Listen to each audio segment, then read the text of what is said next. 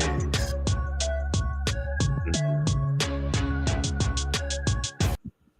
Oh, shit, excuse me. I was starting the music when I had to burp. Good morning, good afternoon, good evening, good whatever part of the day this video chooses to reach you.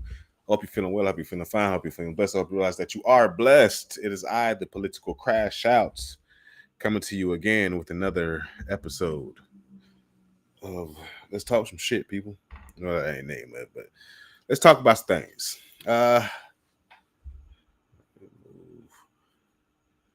around a little bit.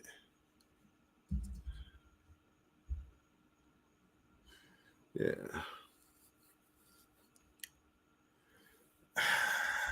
All right, let's get right into it. As you can see on the screen here, we have the Transportation Secretary, real world star. They keep the space. Talking some crazy shit to us.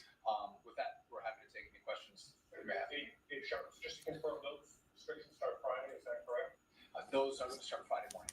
And how are you going to portion those among the airports, the airlines? Is this something the airlines have to do on their own 10%? And I'll let Brian address that, but again, it's going to be based on the locations, the 40 locations that we feel the pressure, and how that's going to be implemented. Brian, I'll let you answer that. Yes, well, as you can see on with the airline community to talk about how we'll meant to hit mute. The fuck?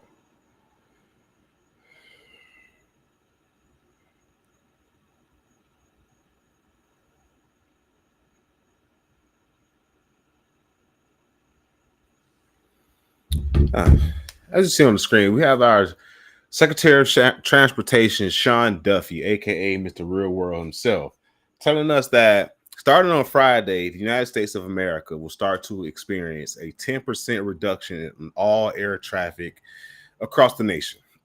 He said they're going to try and focus in on 40 hubs or certain hubs where we're experiencing higher stress and strain and demand than some of the other airports. But it's a result of the government shutdown, y'all. I need to trademark this line, but I sat right here in this very chair on this very stream, spoken to this very mic about how the longer the government shutdown went on, the more you will realize just how much the government impacts your life. And yet again, we have another example. Another fucking example. So on Friday, if you're not already used to long lines, you may not. Shit, boy. If you ain't got global entry or TSA pre-check, it's gonna start getting rough on you on Friday.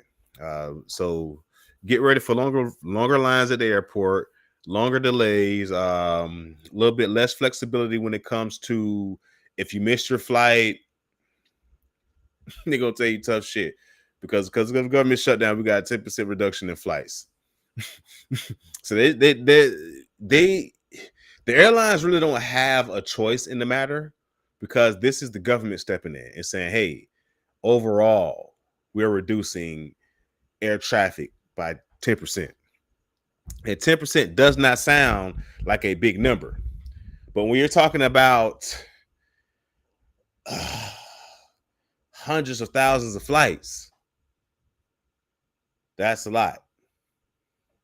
When you're talking about dividing that up against around the most highly trafficked areas in America, that's a lot. So think about this. The most highly trafficked and jammed airports that are already experiencing delays are about to get a reduction in the number of flights that they can offer the people that are waiting in those long ass lines already. All because of the government shutdown. And this is we're already talking about individuals that are working at TSA that don't get paid right now. From the TSA security agents to the air traffic controllers. Those individuals are not getting paid right now. And their job is about to get a little bit more rougher starting Friday. But hey, Sean Duffy got it. You know, he went from being on the Real World to being the transportation secretary. Talk about merits. Talk about merits in America. Jesus, Jeebus, Gee. At least I ain't started cussing yet, y'all. I'm doing good. So far, I haven't cussed yet. I'm 7 minutes into the stream, and I haven't cussed yet. Doing good. But I don't think I'm gonna make it the entire stream without cursing, especially when I start talking about black conservatives. All right, so let's get into the topics that we want to talk about today. First, I want to talk about first. Excuse me. The first thing I want to touch on is that did we see the start of a blue wave begin with Zohran Mamdani? Let me see if anybody's talk about it.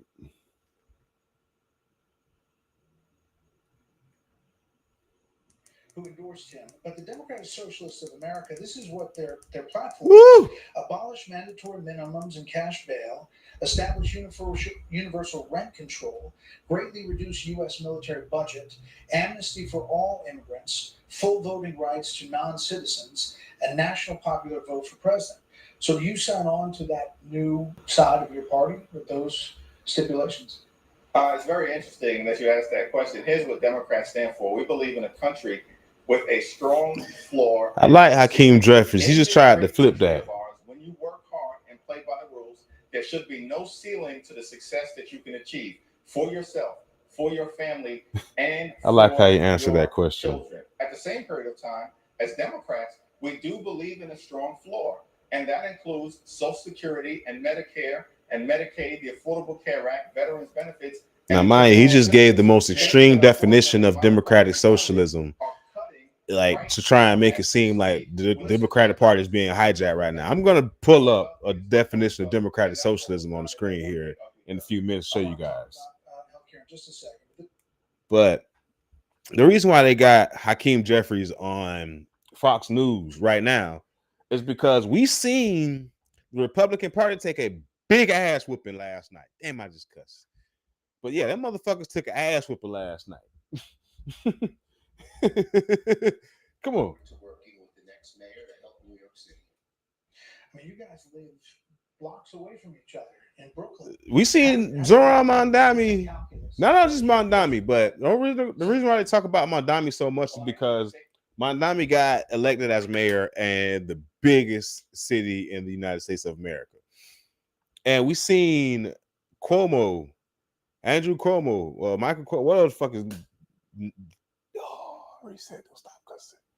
We seen Cuomo take an L, even though he had an endorsement by Trump.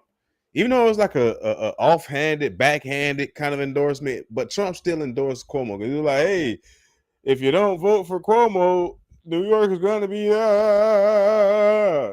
and it didn't work. It didn't work. But we seen let's show some data. Let's get some. Aside from Mamdani, because they took my steam real quick, because I had something queued up. But there's the reason why I'm going to show you. I'm going to show you a couple of reasons why I say we started to see the beginning of a blue wave last night. Florida already missed it. We had our special election in Florida back in April, before all of the real impact and fugazi shit started going on with Trump. So the people of Florida weren't quite upset enough, and they didn't flip any seats. But last night, googly moogly, we seen Republicans take butt whoopings all over the place, from mayoral races to special elections to look. We even seen. Come on. We even seen in the state of Mississippi, where they had a 13-year run of having a supermajority, meaning that they had Republicans had control of the state Senate, state, House, like they had it all. And Democrats flipped 3 seats last night because Mississippi individuals are starting to feel the brunt of Donald Trump's policies. They're starting to realize that some of their representatives in Congress aren't representing them well. So they got them up out of there. And some of these Democrats are not traditional Democrats, as Zohran Mamdani is showing you. They're calling him a Democratic socialist and trying to make it seem like he's a communist and all this other crazy is.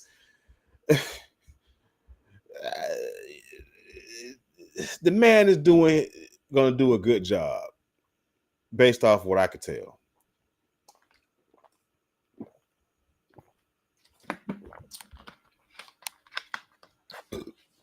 But as they just showed on the screen, you had Nancy Pelosi, old ass. And these new Democrats are not looking like the old guard. Zohran Mamdani. We've seen a number of elections last night that occurred. Let's share another screen. Let's go to CNN real quick. Let's run down these elections results really quickly because CNN had a good breakdown to it. Why are you showing me multiple things? I don't need that anymore. But of course, Zohran Mamdani was the big freaking. Why is this thing on this? There we go. There we go. Zohran Mamdani was the big attention-grabbing election that occurred last night, and he whipped Andrew Cuomo's tail. One thing I want to point out here is a tactic that has been used a long time in politics, where you'll have one party, namely the Republicans. I've seen this happen. The Republicans have used this tactic a lot of times, especially in Florida, where they'll have their candidate in the race, but then they'll also have supported or try and get individuals to in a back doorway support another particular candidate to keep them in the race. So theoretically, you had 2 Democrats in the race, in Zohran Mamdani and Andrew Cuomo. You have some individuals that traditionally may feel like, oh, I don't know what Democrat to vote for. And what would effectively happen is that the Democratic vote would become split. And that Republican challenger would just slide right up into the seat. That didn't happen last night. Zohran Mamdani did not hesitate to call Andrew Cuomo on his bullshit. He didn't hesitate to call out his support from Trump, saying, hey, Trump is supporting this guy. Like, what are we like? What, like, how more obvious can it be? While having a Republican in the race. Trump didn't support the Republican, what was his name? Curtis Sewell or something like that. Curtis Silva. Trump said, hey, we got to vote for Cuomo. I guess if you don't vote for Cuomo, the city's in trouble. He didn't say if you don't vote for Silva, my Republican, counterpart, the city's in trouble. So yeah, I always have to pay attention to little sneaky things like that when we're talking about politics. But in the state of New Jersey, we also seen a Democrat wash a Republican. Come on, CNN, give me what I'm looking for with your funky tail. Mickey Sherrill washed Jack Clarell, or whatever the hell his name is. And the Virginia races. Oh, man.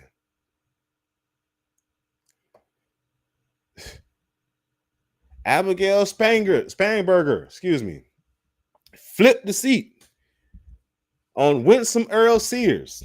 And here's why I want to segue into why I say it sucks to be a black conservative right now. I'm gonna get back to these election results and what it means to that blue wave. But Winsome Early Sears, whatever you want to pronounce your name. I don't want to try to spit all of your name, ma'am. But you've said some pretty nefarious things in the past in regards to Black history. Even to a point said we need to get over some things in regards to our history as Black people, which is shocking because she is a Black woman.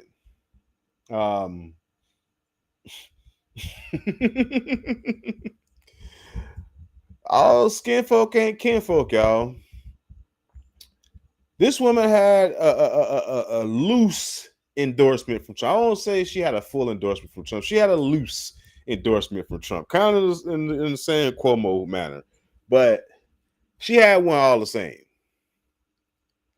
But what this loss proved to me is that the Republican machine that has been hijacked by MAGA just will not accept a Black woman, period.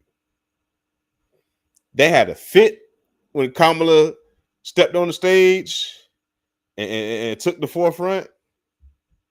And as you can see, they was like, nah, we ain't vote for her. We ain't vote for Winston. We can't do it. We ain't doing it. Sorry, Trump. We're MAGA, but we ain't going for that. We ain't going for that. Can't just put her in charge of my. Nah, I just can't do that. I can't do that, brother. Can't do that, bro. No.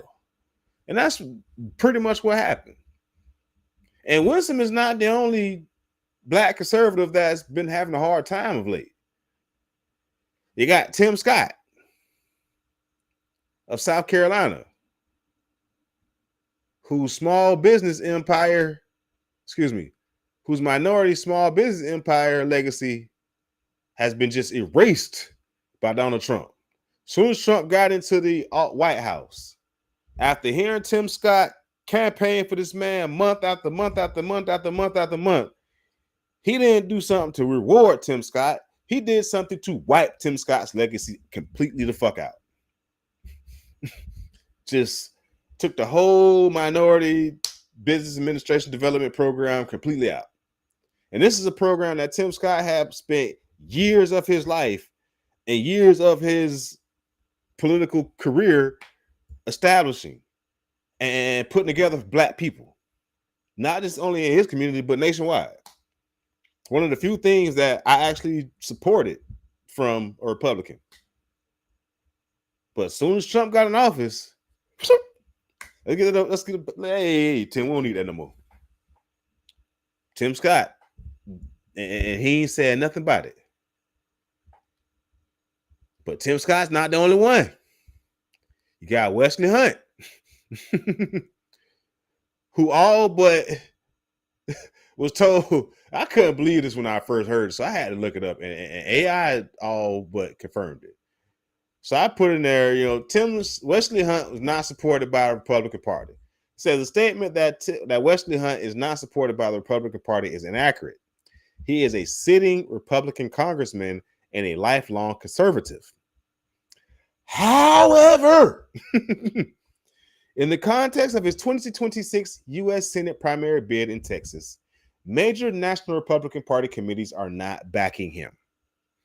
The National Republican Senatorial Committee, NRSC, is actively supporting the incumbent, Senator John Cornyn, and has described Hunt's campaign as a wasteful vanity project that could jeopardize Republican control of the Senate.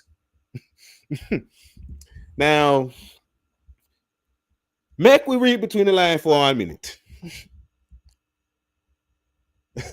Just all on. Make we all our reasoning, brother. Make we listen 1 minute. Just all our reasoning. Just ponder for 1 second. Why are they saying that Wesley Hunt would jeopardize Republican control of the Senate if he were to run? in the state of Texas. Ladies and gentlemen, I think every day I become less surprised at how the Republican Party is willing to say the quiet part out loud. Because the quiet part is that Wesley Hunt is black. And he would jeopardize Republican control of the Senate if he were to run, because he would not garner enough white votes. That's just the plain way of saying why Wesley Hunt is not being supported. This man's run just was, they called it a vanity project.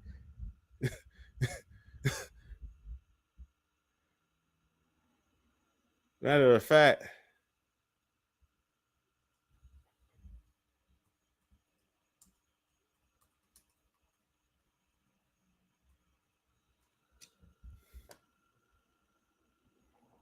I wanted to see what his last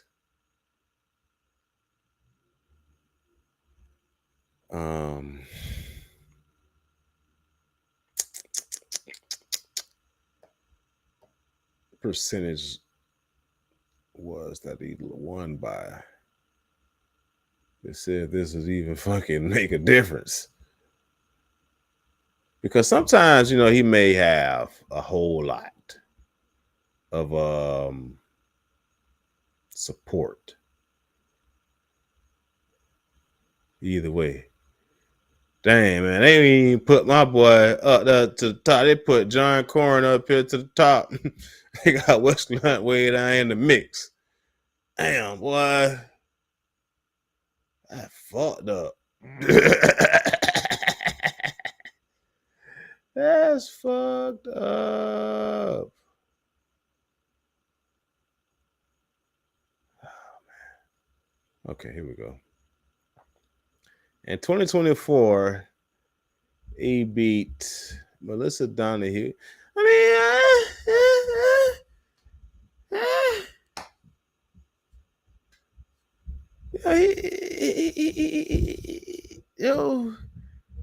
For his house when he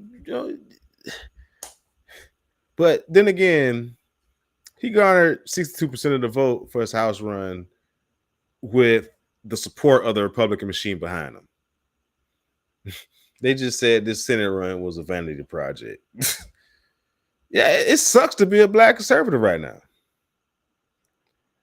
And you y'all like how I just caught myself because I was for the cuss, but I didn't cuss. I told y'all I'm working on cussing, and I am doing a better job of not cussing. But black conservatives, what's up, man? We got black unemployment rate fucking double than any other demographic out there. Almost double. 4.3, that'd be what? 8.6. We had 7.5. We have, come on, man. And y'all voted for this and trying to sell us that being a black conservative is it. Being a black conservative ain't shit. It ain't yielding y'all nothing. We've seen it on the national stage with this new administration. We got one black person in the cabinet, and he can we say token Negro? That's all I'm gonna say with that. He's a token Negro. And we've got so many protections for black people being rolled back and destroyed and dismantled. Unemployment is crazy. It's steadily just getting higher and higher and higher under the second term.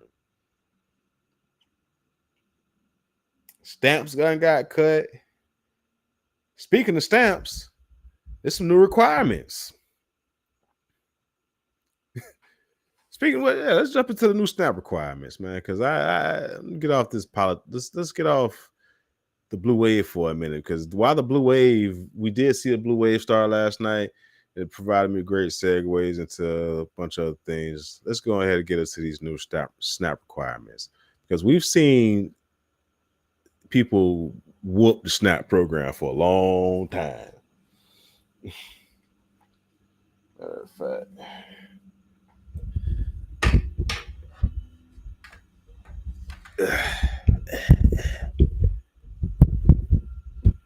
put the damn mic up for a minute. Oh, pushing buttons. But I don't mean to be pushing.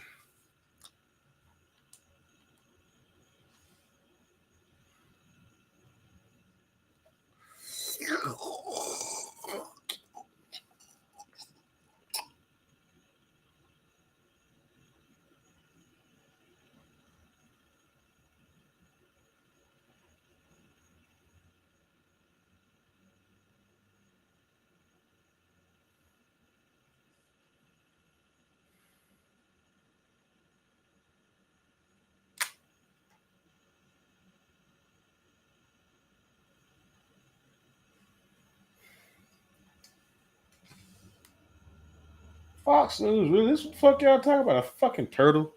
We got people can't afford groceries in America, and Fox News want to talk about a goddamn turtle. I give a fuck about that turtle. Let's see a Teenage Mutant Ninja Turtle. We ain't giving a fuck about him. All right, so why aren't we connecting? Great.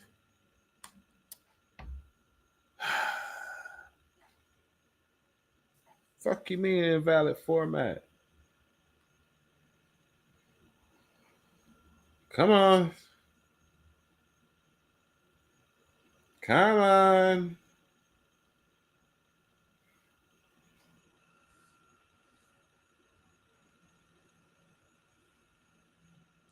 Why did I spend $20 on the fucking cord for? You know what? Why don't I just screenshot this shit?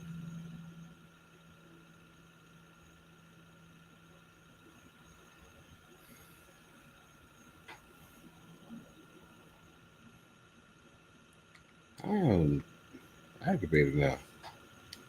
The fuck? Why am I having technical difficulties when I tested this out?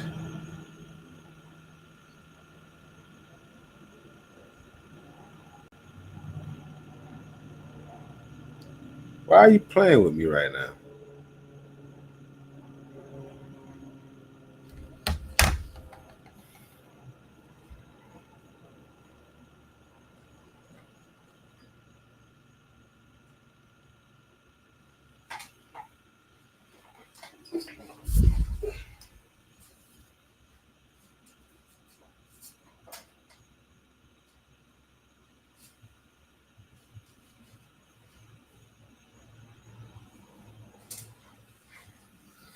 Oh man.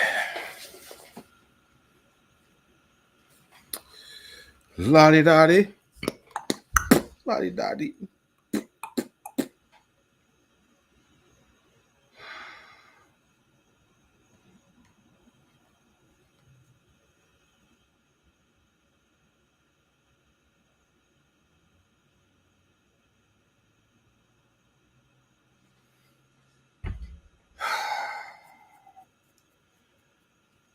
You know what? It's more than one way to skin a fucking cat. So let's just go back to the news. And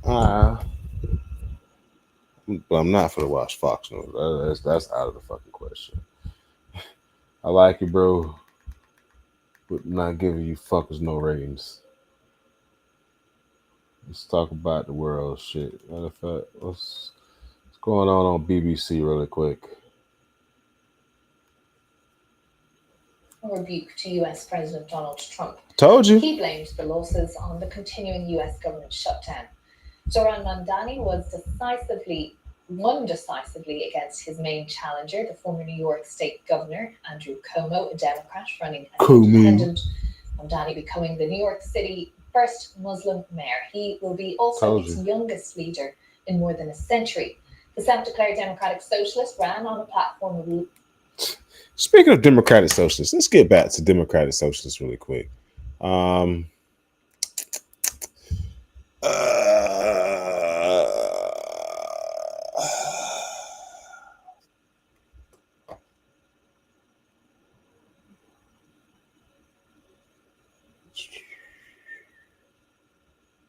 There we go.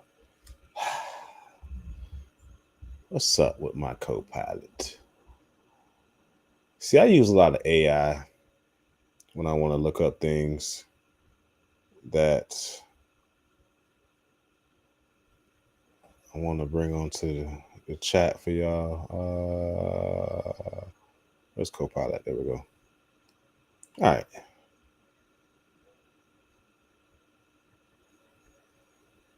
All right, close sidebar. Let's talk about democratic socialism. It's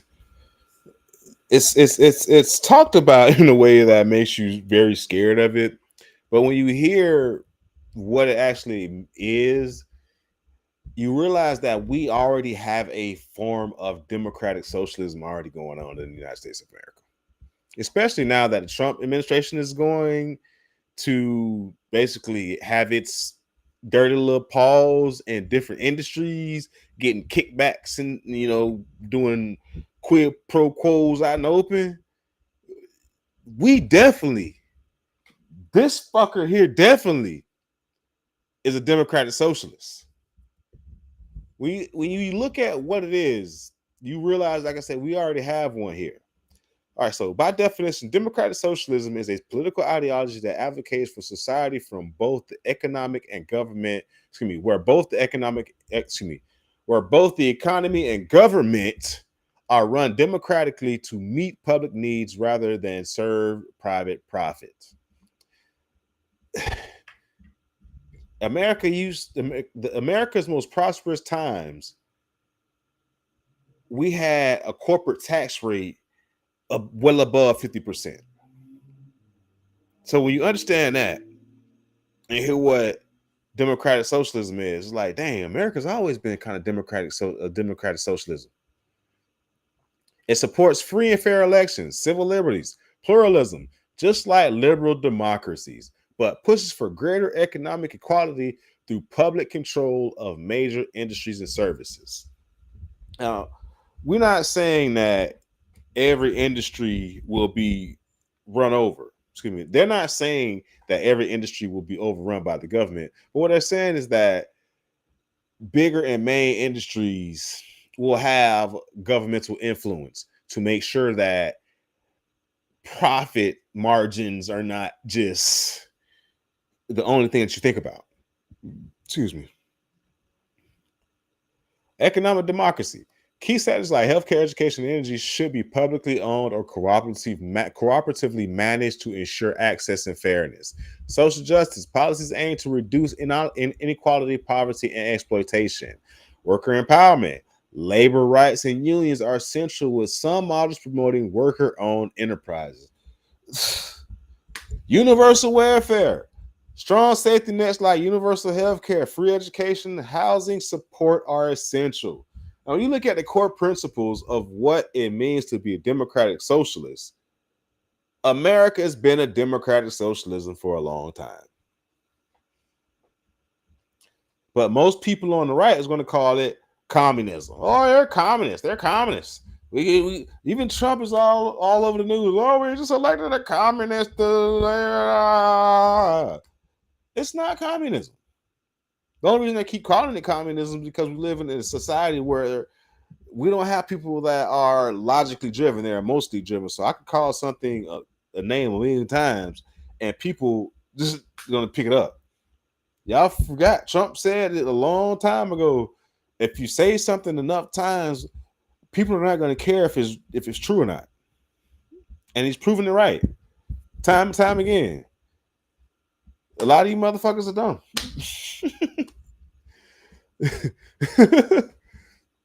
No, and Bernie Sanders. Excuse me. I thought that was someone's screen, but Zohran Mamdani is not the first democratic socialist out there. Bernie Sanders, AOC. The list pretty much almost a lot of individuals on the Democratic side and independents for that matter can be described as Democratic socialists. And it's not a bad thing. It's not, hey, we're going to take all the rich people money and give it to the poor.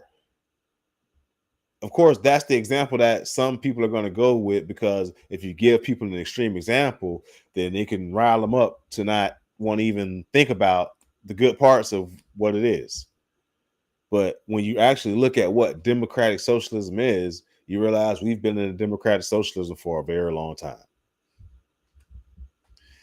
One of the essential parts of that democratic socialism is the welfare. Excuse me. I don't say welfare, but because that's not an essential part of it, but ensuring public good. And a part of ensuring public good is the SNAP program. And we have new SNAP program requirements as of November the 1st, 2025. I know I'm a little late on this stream, but life be life, y'all. And as you can see in my bio, I create content. I'm not a content creator. This is not what I do for a living. I do appreciate each and every last one of y'all that jumps on the stream and jumps in the chat and do whatever y'all do. But life be life, and I be living my life. Sometimes I need a break, because when life get to life, and I be tired. But I wasn't able to get on here and detail the new SNAP requirements right when it happened. But here are the new SNAP requirements that took effect on November the 1st, 2025. First of all, you got new work requirements for what are deemed able-bodied adults without dependents. So what is an able-bodied adult without a dependent? That means a grown-ass person without any kids. So if you're a grown person without any kids, you might want to pay attention. Well, you might not. I don't really give a damn if you do or no. But don't be saying that nobody tried to tell you nothing when these folks tell you that you didn't satisfy your work requirements. Because you must now work, volunteer, or be in a training or education program for at least 20 hours per week, 80 hours per month to maintain eligibility. If you fail to meet this, you are limited to 3 months of SNAP benefits within a 3-year period. Damn, that ain't nothing. 3 months of SNAP in 3 years? Shit. Damn. And this applies to people that's 18 to 54. So from 18 to 54, if you ain't got no kids, you got to be working. You can't sit there and talk about, I got this problem, I got that. Man, you got to work. I don't necessarily see a problem with this, but a lot of people will. You have new gross income requirements. Your gross income must remain below 130% of the federal poverty line. Net income and asset thresholds have been adjusted upward to reflect inflation and cost of living increases. For example, a family of 4 can now receive up to $975 a month in benefits. Don't be fooled.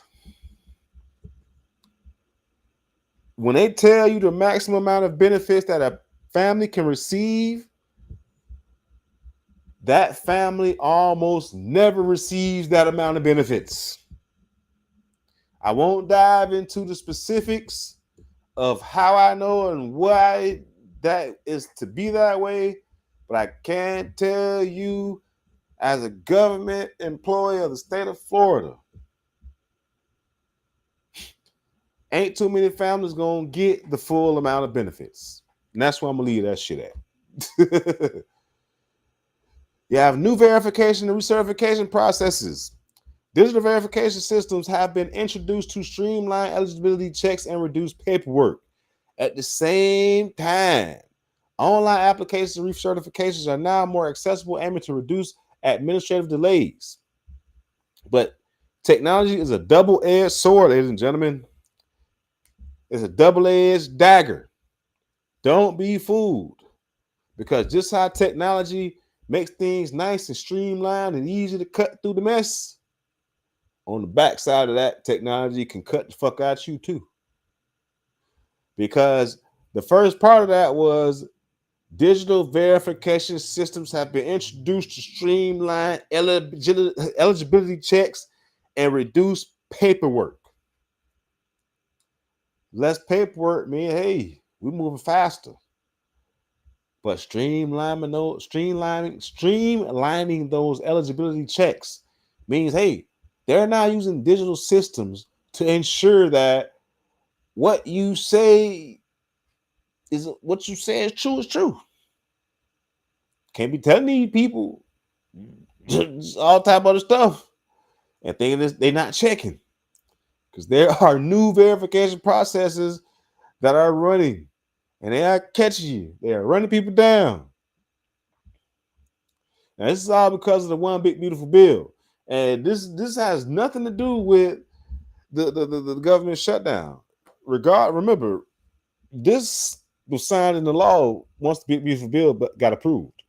And the one thing that it didn't put on here that you should be aware of, hopefully nobody on this stream is experiencing this, but homelessness is no longer a justification for you to get, homelessness is no longer a qualification for you to get food stamps anymore. The government has taken a position that if you're telling me that you're homeless and you have no place to put these groceries that you're asking me for food stamps for, so why should I give you food stamps? And my logic says, I understand that not everybody that is homeless or houseless or whatever the new phrases they be coming up with for is unhoused. That's what it's called. Not everyone that's unhoused, it comes in various natures, but hey, if you're telling them people you're homeless, where are you going to put the food? And I know everything doesn't have to be refrigerated. You can go try and get, fruits and vegetables, things of that nature. But I've always had an issue. I've always had questions about homeless people getting food stamps. Maybe it's because I also understand that people will sell food stamps for cold hard cash to go and get dope to shoot up. So I'm not upset at some of these new requirements. I'm not. Bringing it up just so people be aware of them. And here's my point of indigestion, if you will, because I do support some of these things, but I understand the long game, and some of these moves are the stepping stones to the long game. So I'm always thinking forwardly, like, what's next? What is next? What the is next? Speaking of what's next, oh man,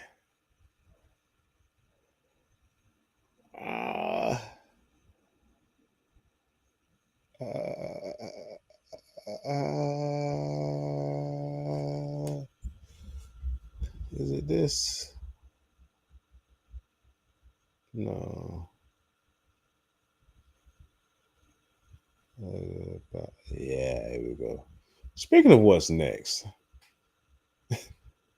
Democrats have been getting a little savvy lately, y'all. Even though some of you have your own personal feelings about Democrats and how they handle business and they need to toughen up and this, that, and the other, I want y'all to start to reconsider what it means for Democrats to fight fire with fire, or be tough, as you say. Yesterday in the state of California, voters voted on this ballot measure. California Proposition 50. Redraw California congressional maps. California voters approved Proposition 50, which replaces the state's current congressional map, which is drawn by an independent commission, with one that was drawn by Democrats. The new map aims to help Democrats flip 5 GOP seats and is just the latest in an unprecedented series of new politically motivated maps from both parties ahead of the 2026 midterms. We've seen Democrats fight fire with fire just now, ladies and gentlemen, because Texas Governor Greg Abbott led the redistricting efforts to try and get 5 additional congressional seats out of Texas. And by the way, whittled away some Democratic strongholds. All because they just felt like it, and Trump said, hey, we need to make sure that we can secure the midterms.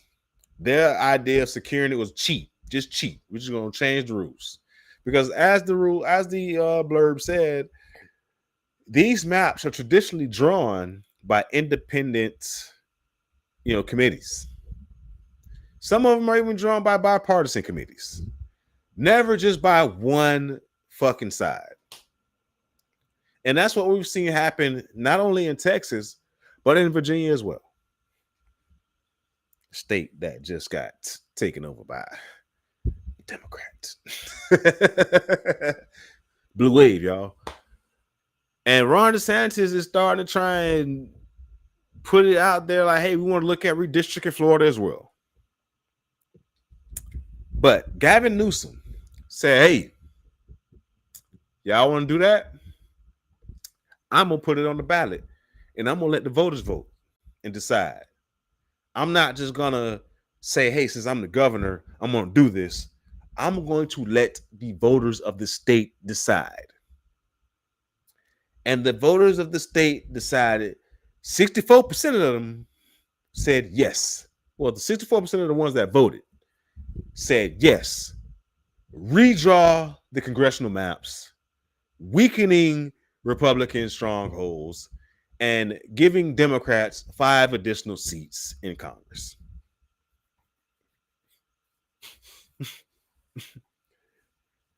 This is a slippery slope, y'all.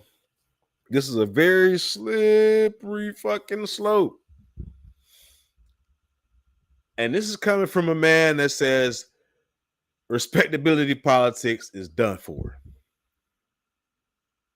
I still think that there's room for negotiations and compromise and understanding of each other's point of view, because that's the nature of politics. But I don't have to be just overly just a bitch, because that's what respectability politics boils down to: allowing motherfuckers to disrespect you and you just take it, turn the other cheek, so to say. But we're starting to see Democrats fight back. The government is shut down. And some people are like, oh man, we're just Democrats here just giving what they want. Like, Democrats like, yeah, whatever. Y'all said we were soft. Hold these, biatch. And now Governor Gavin Newsom, he said, oh, y'all want to try and cheat and rig it up? Bet. We're going to fight fire with fire. We're going to change our map too.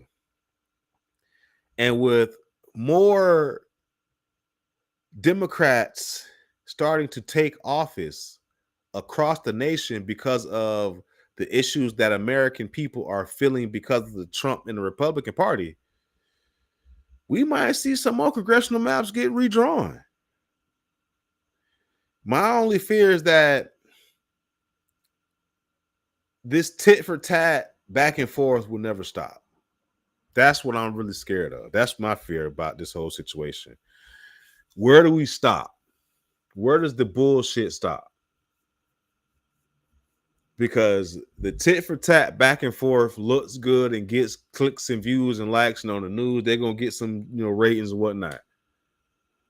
But in the middle of all those clicks, views, and likes and ratings are American lives.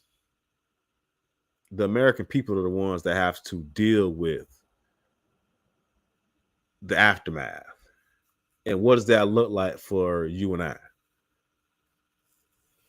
That's my concern.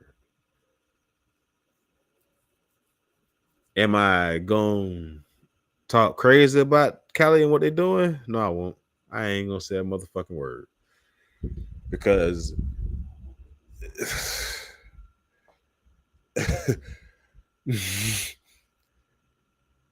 in the debate of Booker T. Washington versus W.E.B. Du Bois, I'm on the side of W.E.B. Du Bois. Oh, you don't want to give me a seat at the table? Fuck it, burn all this shit down.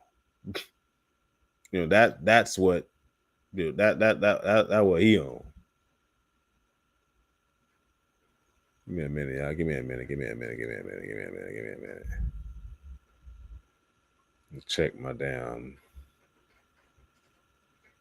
shit really quick.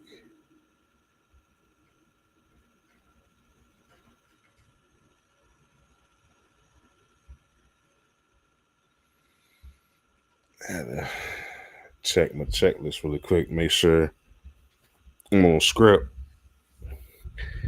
All right, so damn, it just slipped my freaking mind. Last thing on my damn checklist. What did I talk to for that?